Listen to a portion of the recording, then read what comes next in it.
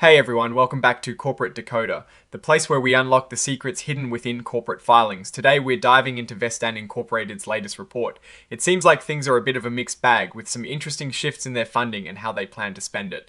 Before we dig in, if you are enjoying these straight to the point analyses of complex financial documents, make sure you hit that subscribe button. And for those of you who love a deeper dive and a chance to chat with us and other viewers, our Discord community link is in the description below. Let's get straight to the heart of this filing. Vestand Inc. is filing this report because they had a significant update regarding a material definitive agreement. Essentially, they had an agreement with Open Innovation Fund to get a chunky $4.4 million in exchange for a convertible note.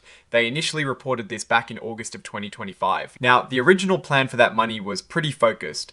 100% of it had to be used for buying, developing, or fixing up real estate in California.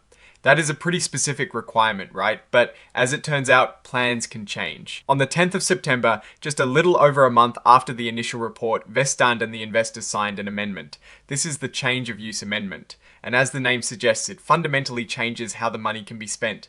Instead of just real estate in California, the funds can now be used for a much broader range of things. This includes general operating expenses, managing financial risks and restructuring, making selective growth investments, acquiring new businesses, and even improving internal controls and systems. This is a pretty big shift from the initial very specific real estate focus. It suggests the company might be looking to diversify its spending or address immediate operational needs, rather than solely focusing on property. Now, there is a bit of an admission here. The company states that this report about the change of use amendment was inadvertently filed late. They then say that as soon as they realized the mistake, they promptly filed this report. This sort of slip-up in filing can sometimes raise eyebrows, but they seem to be addressing it directly. The filing also touches on the termination of a material agreement. Remember that $4.4 million convertible note? The company had previously amended the agreement to break that funding down into 3 payments. The first payment for $2.9 million was made. That's the funded capital. However, the investor did not provide the remaining $1.5 million. So, on the 12th of December, the investor and Vestand signed a partial termination confirmation. This document basically confirms that the investor no longer has to provide that remaining $1.5 million.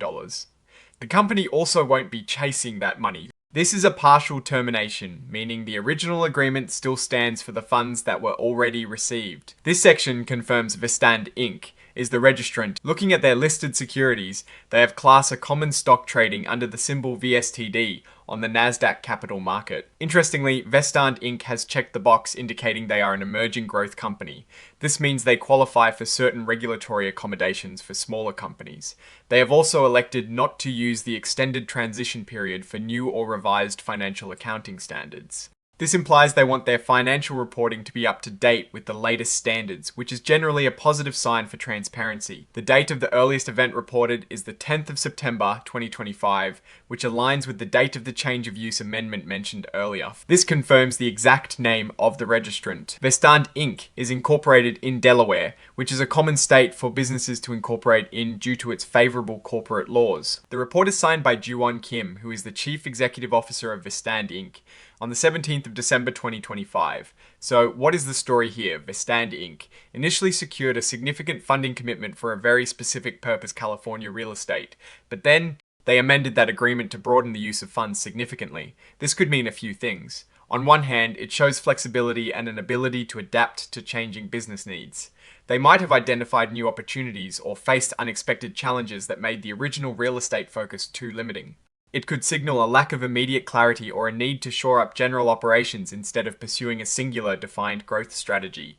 The fact that they are an emerging growth company and electing not to use the extended transition period for accounting standards is positive. It suggests a commitment to transparency and adopting modern accounting practices. However, the partial termination of the funding is a significant point. They secured $2.9 million, but lost access to another $1.5 million. This isn't a catastrophic loss, especially if the company has other funding sources or a strong cash flow, but it is definitely a reduction in expected capital that could impact their plans, especially the newly broadened ones. When we look at this, the company seems to be in a transitional phase. The shift in how they can use funds suggests they're exploring new avenues. While the partial funding termination might mean they need to be more cautious with their spending or find alternative capital, the key takeaway here is adaptability, but also a need for clear execution on this new, broader strategy. The real estate funding was specific, perhaps easier to track. Now, with funds for general operating expenses, financial restructuring, growth investments, and internal improvements, investors will want to see a clear plan and tangible results from these diverse areas. What are my thoughts on Vestand Inc? They're navigating the typical challenges of a growing company trying to secure capital and deploy it effectively. The flexibility in their funding use is a double-edged sword. It offers opportunity but also requires disciplined management.